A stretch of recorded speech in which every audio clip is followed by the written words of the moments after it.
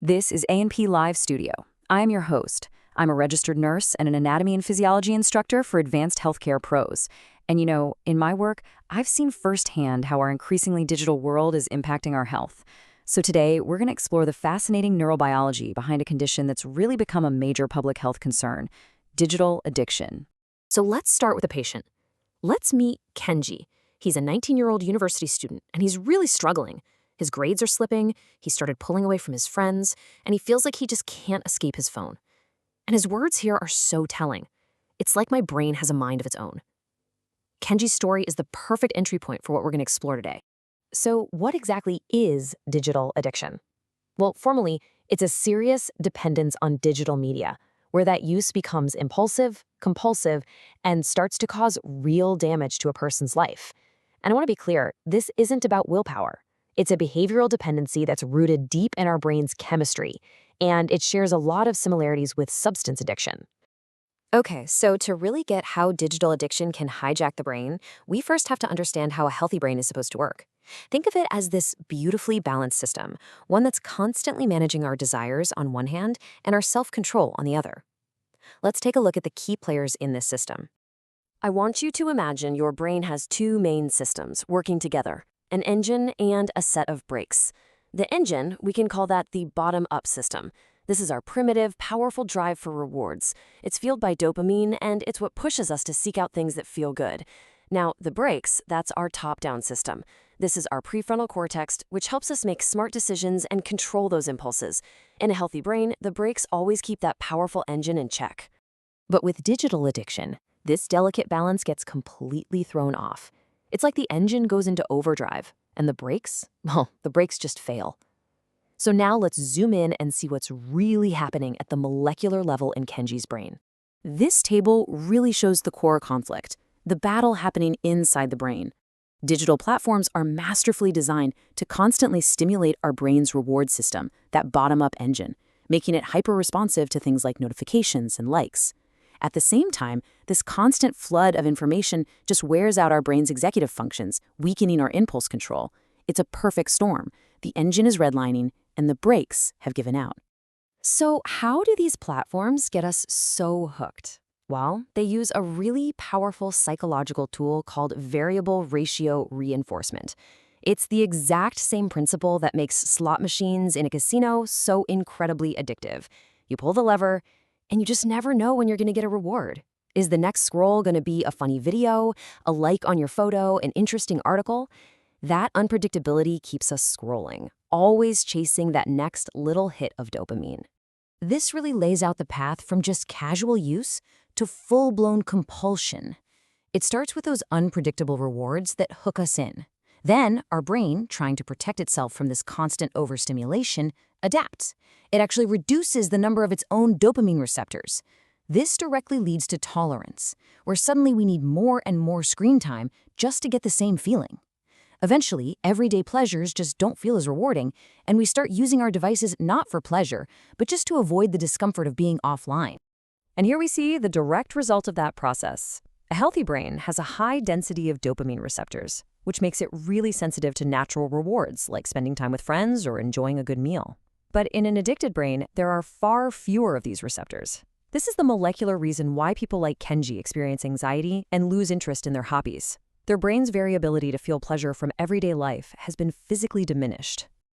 Okay, so we've talked a lot about the science happening inside the brain. Now let's pull back a bit and see how this actually plays out in real life, with the signs and symptoms that we'd see in a patient like Kenji. Every single one of these classic signs of addiction is a direct result of what's happening in the brain. That loss of control, that's the brakes failing. The mood swings, that's dopamine withdrawal. Needing more and more screen time, well, that's tolerance. And neglecting other parts of life, that's the brain's reward system being completely rewired to crave digital stimulation above all else. And it's not just our mental health that's at risk here. Digital addiction takes a serious toll on our physical bodies too.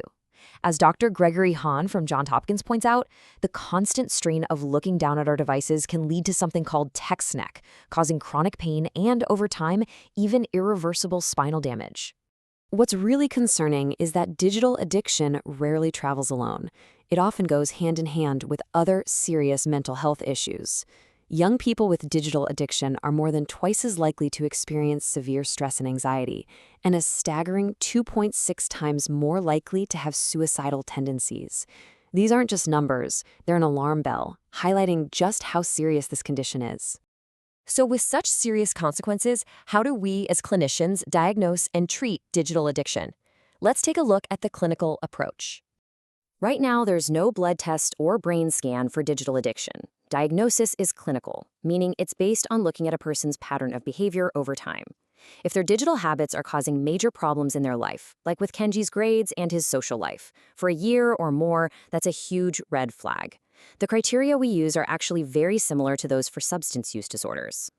The primary frontline treatment for digital addiction is cognitive behavioral therapy, or CBT. The goal of CBT is to essentially retrain and strengthen the brain's brakes, that prefrontal cortex, to help people regain control over their impulses.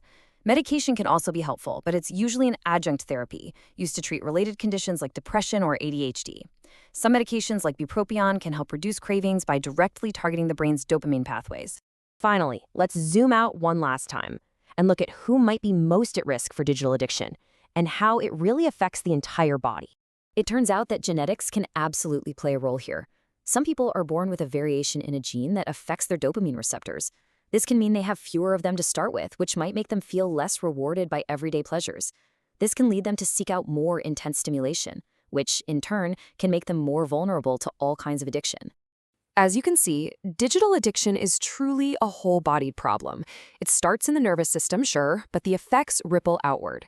It affects our muscular and skeletal systems, our endocrine system through stress hormones like cortisol, our cardiovascular system, even our digestive system. It's such a powerful reminder that our mental and physical health are deeply, deeply connected. So, how big of a problem is this really? Globally, the polled prevalence of smartphone addiction is almost 27%. Let that sink in. That is more than 1 in 4 people. This is not a niche issue. It's a major public health crisis, and one that all of us in the healthcare field are going to need to address. So to bring it all together, digital addiction starts with a healthy, balanced brain. That brain then gets hijacked by a powerful, dopamine-driven reward system. This leads to physical changes in the brain that cause symptoms like loss of control and withdrawal. And the goal of treatment is to restore the brain's natural balance and help rebuild that top-down executive control. We'll leave you with this thought to consider. We've explored the science, but knowledge is really just the beginning. The real challenge for us as future clinicians is this: how can we promote environmental and behavioral changes that support healthy brain development in a world that is only becoming more digital? Stay patho-curious, and I'll see you next episode. This video is for educational purposes only and is not intended as medical advice, diagnosis, or a substitute for professional healthcare decisions.